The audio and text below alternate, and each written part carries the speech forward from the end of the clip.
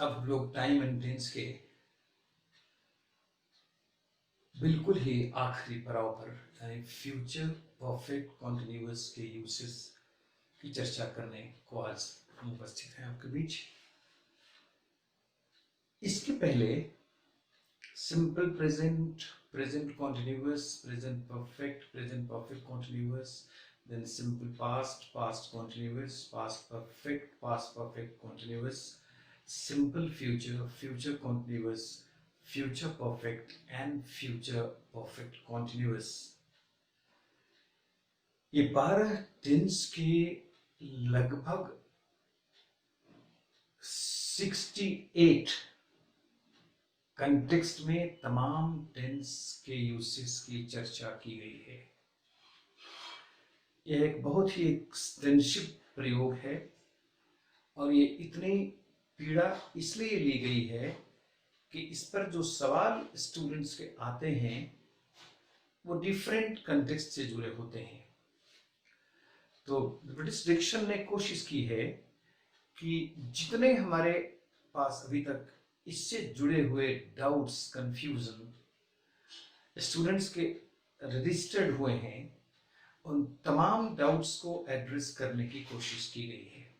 इसलिए बहुत extensively 68-69 context में हमने चर्चा की है टाइम एंड टेंस की।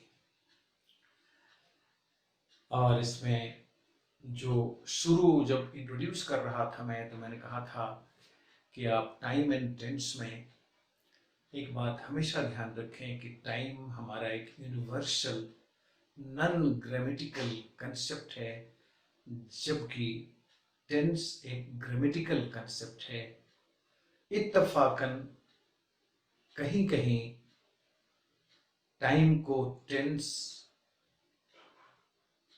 ऐसे व्यक्त करता है जैसे लगता है कि टाइम एंड टेंस एक ही चीज है, लेकिन बहुत जगह टाइम को व्यक्त करने के लिए अलग तरह के टेंस का इस्तेमाल किया जाता है और उससे प्रमाणित होता है कि दोनों कंसेप्ट भिन्न है।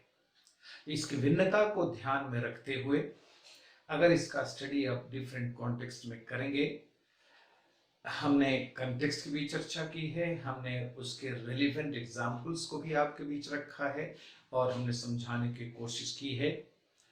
और मैं उम्मीद करता हूं कि अब विद्यार्थियों को इससे संबंधित कोई भी कंफ्यूजन नहीं रहना चाहिए। अगर इसके बावजूद भी थोड़ी बहुत कुछ कंफ्यूजन्स खड़ा होता है, उन कंफ्यूजन्स के लिए भी हम आपके साथ खड़े हैं। इसके लिए आपको किसी दूसरे प्लेटफॉर्म को तलाशने की जरूरत नहीं है। आप अपना कमेंट, अपनी क्वेरी, अपनी डिफिकल्टीज हमें दें और हम उसका निराकरण करेंगे। एक तो कि सवाल कम पैदा होगा, न के बराबर। अगर आप 2 बार 3 बार कंटेक्स्ट एग्जाम्पल को देख जाएं तो सवाल पैदा होने की संभावना न के बराबर है। फिर भी अगर कोई कंफ्यूजन, कोई डिफिकल्टी खड़ी होती है तो हम आपके साथ खड़े हैं, उसकी चिंता न करें। आप बिल्कुल मजे से बार बार इसको पढ़ें, आप देखें, समझें। तो टाइम एंड टेंस का कंसेप्ट, टेंस के 3 हिस्से होते हैं। एक है हमारा स्ट्रक्चरल टेंस, दूसरा है सीक्वेंस ऑफ टेंस और तीसरा है टाइम एंड टेंस। इन तीनों को मिलाकर टेंस पूरा होता है। और जिन लोगों ने इतना एक्सटेंसिवली टेंस को कर लिया है, उनके लिए एक सूचना दे रहा हूं कि आप कोई भी अखबार उठा लें, दुनिया का कोई भी बड़ा से बड़ा, हिंदुस्तान में जो कॉम्पिटिटिव एग्जाम्स फेस करते हैं स्टूडेंट्स, उनके लिए एक बड़ा लोकप्रिय अखबार है हिंदू। मैं हिंदू को आपके सामने लाकर इस बात को रखना चाहता हूं कि हिंदू के किसी पेज के 100 पंक्तियों को आप देख जाएं, उस 100 में 70 to 80 सेंटेंसेस टेंस से होंगे, ज्यादा भी हो सकते हैं। तो मतलब ये हुआ कि बहुत अच्छी मैगजीन, बहुत लोकप्रिय अखबार, बहुत स्टैंडर्ड अखबार में भी 70 to 80% शेयर जो स्टेटमेंट्स का होता है वो टेंस का होता है। तो टेंस जिस किसी ने भी इतना एक्सटेंसिवली कर लिया, उसके लिए अंग्रेजी फिर आगे की यात्रा बहुत आसान हो जाती है। टेंस को जो केवल छू के आगे बढ़ जाते हैं, तो ये चैप्टर टेंस उनको बराबर टेंस्ड करता रहता है, क्योंकि इसकी क्लैरिटी के बिना और चैप्टर में प्रवेश करना समय की बर्बादी है। इसलिए इसके 3 एस्पेक्ट्स जो हैं, हमने बताया आपको, structural tense, sequence of tense and time and tense. इसको थॉरली आप देख जाएं, समय लगाएं, महीना, 1.5 महीना, 45 डेज, 60 डेज, कोई जल्दी नहीं है, क्योंकि उसके बाद की यात्रा जो है वो बहुत आसान है। बेसिक चीज यही है। और इसी मैसेज के साथ मैं आपका ध्यान आज के फ्यूचर परफेक्ट कंटिन्यूअस के यूज की तरफ खींचना चाहते हैं, आकर्षित करना चाहते हैं। इसमें इसके 2 कॉन्टेक्स्ट हैं जिसकी चर्चा आपके सामने भी होगी, इसको भी आप समझने की कोशिश करें। कंफ्यूजन यहाँ भी है, क्योंकि बहुत सारे सवाल कंफ्यूजन के हमारे सामने आते रहते हैं स्टूडेंट्स के। पहली बात, फ्यूचर परफेक्ट और future perfect continuous,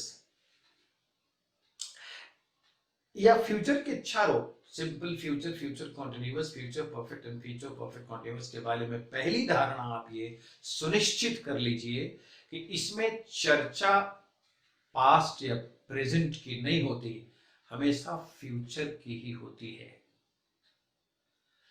futurity show करना है तो सिंपल फ्यूचर, फ्यूचर में किसी कार्य की कंटिन्यूटी शो करना है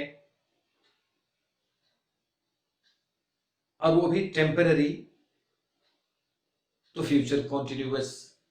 मैं कल ये काम कर रहा हूंगा, वह परसों इतने बजे मूवी देख रहा होगा। ये सारे वाक्य जो हैं ये फ्यूचर के हैं, फ्यूचर कॉन्टिन्यूअस के हैं। फिर आगे जब बढ़ते हैं तो फ्यूचर परफेक्ट, यानी कोई भी कार्य फ्यूचर में परफेक्ट यानी कंप्लीट हो रहा है, उसकी सूचना देता है फ्यूचर परफेक्ट।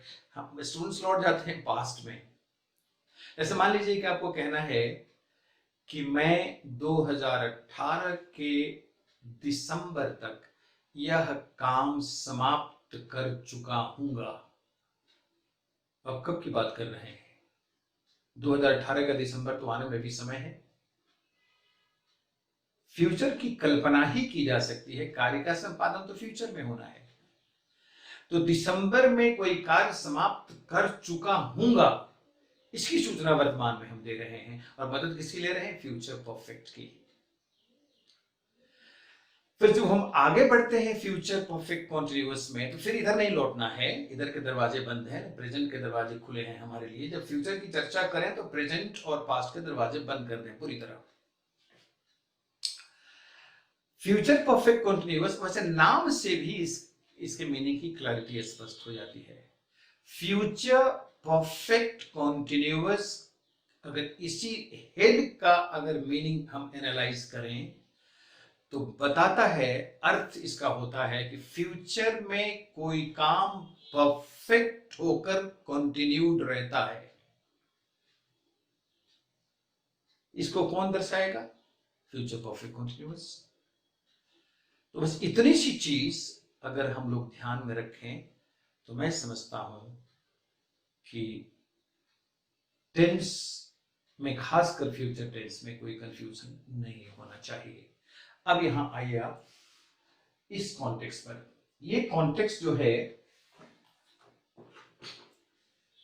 वो क्या है?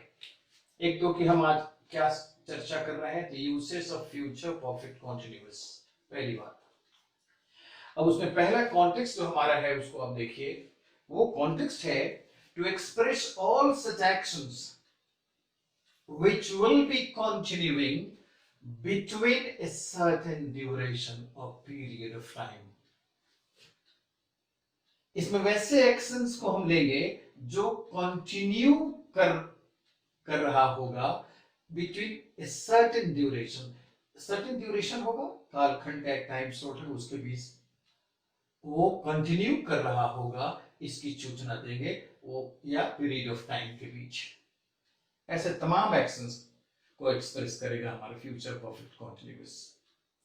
अब जैसे देखिए example number 1, he will have been waiting for her for an hour by this time। इस समय तक 1 घंटे से वह उसकी प्रतीक्षा करता रहा होगा। आ गया ड्यूरेशन 1 घंटा, और बाय दिस टाइम इस समय तक, यानी इस समय तक उसको उसकी प्रतीक्षा करते 1 घंटा हो रहा होगा। फिर I shall not have been talking to her for a long time, मैं उससे बात नहीं करता रहा हूंगा बहुत समय तक। ये भी समय तक मतलब ये समय कहीं से शुरू हुआ होगा, फिर समय कहीं अंत करेगा, इस ड्यूरेशन को शो करता है ये सेंटेंस।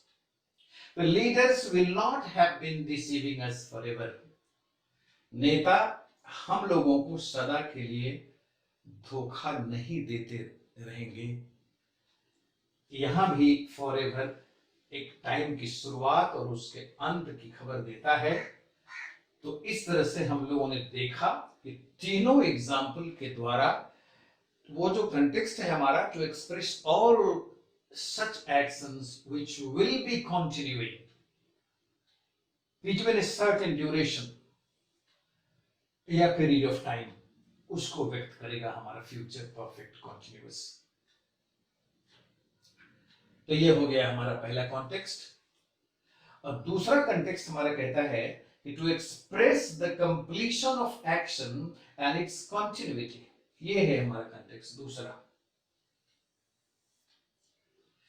इसमें काम की पूर्णता और फिर उसकी कंटिन्यूटी इकट्ठे दर्शाया जाता है। इस कॉन्टेक्स्ट में काम की पूर्णता और फिर उसकी कंटिन्यूटी, यही है main use future perfect continuous का, जो मैंने अभी थोड़ी देर पहले आपको विश्लेषित करके बताया था। अब यहां देखिए एग्जाम्पल नंबर 1 है कि by the next year we shall have been living here for 5 years। इसका मतलब है कि रहने का काम पहले से शुरू है, यहां रहने का काम, लेकिन नेक्स्ट ईयर मतलब अगले वर्ष यहां रहते 5 वर्ष हो जाएगा। रहने का काम शुरू है, अगले वर्ष मतलब अमूमन 1 साल से कम का समय कुछ होगा, तो 4 साल पहले से रहने का काम शुरू है, और नेक्स्ट ईयर ये हमारा यहां रहते कितना साल हो जाएगा, 5 years। तो देखिए इसमें क्या हो रहा है, इसमें हो रहा है कंप्लीशन ऑफ एक्शन 5 years, और फिर उसी दिन हम रहना बंद नहीं कर देंगे, फिर रहना हमारा जारी रहेगा। इसलिए कंप्लीशन ऑफ एक्शन भी है एंड इट्स कंटिन्यूटी भी है। तो यहां देखिए by next month she will have been completing her stay at Delhi for 3 years। अगले महीने उसका ठहराव दिल्ली में 3 वर्ष का हो जाएगा। मतलब पिछले 3 वर्षों से वह दिल्ली में रहता रहा होगा। तो पिछला समय कवर करके अगला भी समय है ना, कौन सा है, नेक्स्ट मंथ। नेक्स्ट मंथ ही ये 3 साल पूरा होगा। तो किसी के दिल्ली में रहने के का समय पहले से शुरू हुआ और अगले महीना वो 3 वर्ष उसका स्टे हो जाएगा। ये दर्शाता है ये पंक्ति हमारा फ्यूचर परफेक्ट कंटिन्यूअस का। फिर यहां देखिए by next week they will have been finishing their work for 2 days। वो लोग अगले सप्ताह तक अपना काम समाप्त कर चुके रहेंगे, है ना। 2 दिन समय लगना है, और तो अगले नेक्स्ट वीक ये घटना घटेगी कि वो लोग अपना काम पूरा कर चुके होंगे।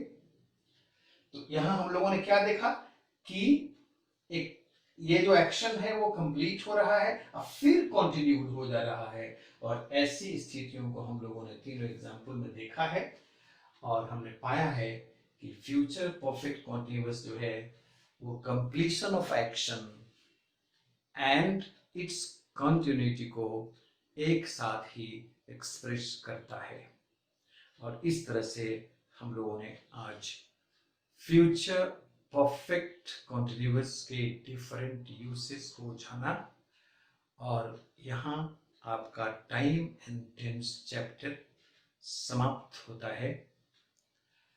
आप इसको बिल्कुल क्लोजली देखें, समझें, कमेंट्स दें, हमें अप्रिशिएट करें अगर हमारा प्रयास अप्रिशिएटिंग लगता है तो, क्रिटिसाइज भी करें अगर आपको कहीं लगता है तो। सारी चीज़ों के दरवाजे खुले हैं। उस क्रिटिसिज्म से हम अपने को और ब्यूटीफुली इनोवेट करेंगे आगे के वीडियोस के लिए। और अगर फीडबैक आपका पॉजिटिव है तो उससे भी ताकत मिलती है। इसलिए हर स्थिति में हम आपके साथ खड़े हैं। आप इसको देखें और इससे लाभ उठाएं। और एक बात अवश्य कहूँगा मैं कि इसको आप शेयर कर सकते हैं, सब्सक्राइब कर सकते हैं, इसको लाइक कर सकते हैं और कमेंट कर सकते हैं। सबके लिए आज़ाद है, लेकिन आप इसलिए ये सब काम करें क्योंकि हमारा हो सकता है कि आप इसको देख रहे हों लेकिन आपके मित्र या बहुत से लोग इसको नहीं देख पा रहे हों किन्हीं कारणों से, तो उन तक भी ये बात पहुँचे कि वो घर बैठे जो अंग्रेजी जो लिंगुआ फ्रैंका ऑफ द वर्ल्ड है, इंडिया में भी कॉन्स्टिट्यूशनली जिसको लिंक लैंग्वेज माना गया है, जो आपके हाई कोर्ट सुप्रीम कोर्ट का प्रधान लैंग्वेज है, जो एलीट क्लास है इस देश का। एलीट का मतलब मैं पैसे वालों से नहीं, मेरा मानना है एलीट क्लास वो है जो जीवन की दौर में आगे है। वो मैनेजमेंट में है, वो एडमिनिस्ट्रेशन में है, वो पॉलिटिक्स में है, वो जुडिशियरी में है, वो जहाँ भी है अंग्रेजी उसका दामन थामे हुए है। दुनिया के लगभग 60 कंट्रीज में अंग्रेजी ऑफिशियल लैंग्वेज है और सबसे अधिक लोग इसको बोल रहे हैं, समझ रहे हैं। और जैसे ही इस लैंग्वेज पर आप ग्रामर के द्वारा धीमे धीमे अधिकार करते हैं, आप एक बहुत कॉस्मोपॉलिटन फैमिली के मेंबर हो जाते हैं ऑटोमेटिकली और पूरी दुनिया के दरवाजे आपके लिए खुलते हैं। इसलिए हम आपसे आग्रह करेंगे कि इंग्लिश को जब आप गंभीरता से लेंगे तो ग्रामर को भी गंभीरता से लेना होगा, क्योंकि ग्रामर ही वो टूल है, वो इंस्ट्रूमेंट है जो पोजीशनिंग ऑफ वर्ड्स को सुनिश्चित करता है। और पोजीशनिंग ऑफ वर्ड्स में एक्सपर्ट अगर आप हो गए तो आपकी छलांग साहित्य में लग जाती है। वो चाहे जैसा साहित्य आप, चाहे वो हिस्टोरिकल लिटरेचर हो, चाहे वो ज्योग्राफिकल हो, चाहे वो साइकोलॉजिकल हो, जिस किसी का साहित्य, किसी चीज का साहित्य को आप गहराई से अध्ययन करना चाहते हैं, language will be there. And if you don't have command over the language means English, then it will create problem for you everywhere. तो हम आपसे यही निवेदन करेंगे और कुछ नहीं है तो ब्रिटिश डिक्शन के सारे प्रयासों के साथ आप खड़े हों और आपको बिल्कुल आसानी से अंग्रेजी आपके हाथ में आ जाएगी। अंग्रेजी में ऐसा कुछ नहीं है। इनोवेटिवली अगर इसको बताया जाए तो मेरा अभी तक का अनुभव ये रहा है कि लोगों को बहुत आनंद आ रहा है वीडियोस में और वो 80 to 90% चीज़ें घर बैठे समझते हैं। ये कम बड़ी बात नहीं है। 10% 20% चीज़ों को फिर हम एड्रेस करेंगे। तो घर बैठे अंग्रेजी की अगर इतनी गुत्थियों को सुलझा ले रहे हैं आप, तो आपका इंटेलिजेंस भी एस्टेब्लिश्ड होता है और हमारा जो प्रयास है वह भी उसके पॉजिटिवली रिस्पॉन्डेड होता है आपके द्वारा। और तब मुझे ताकत मिलती है कि और वीडियोस और इंग्लिश के वैसे एस्पेक्ट्स को हम आपके सामने लाएं जो कहीं ना कहीं आपको परेशान करता है। इन्हीं शब्दों के साथ टाइम एंड टेंस से मैं विदा होता हूँ। धन्यवाद।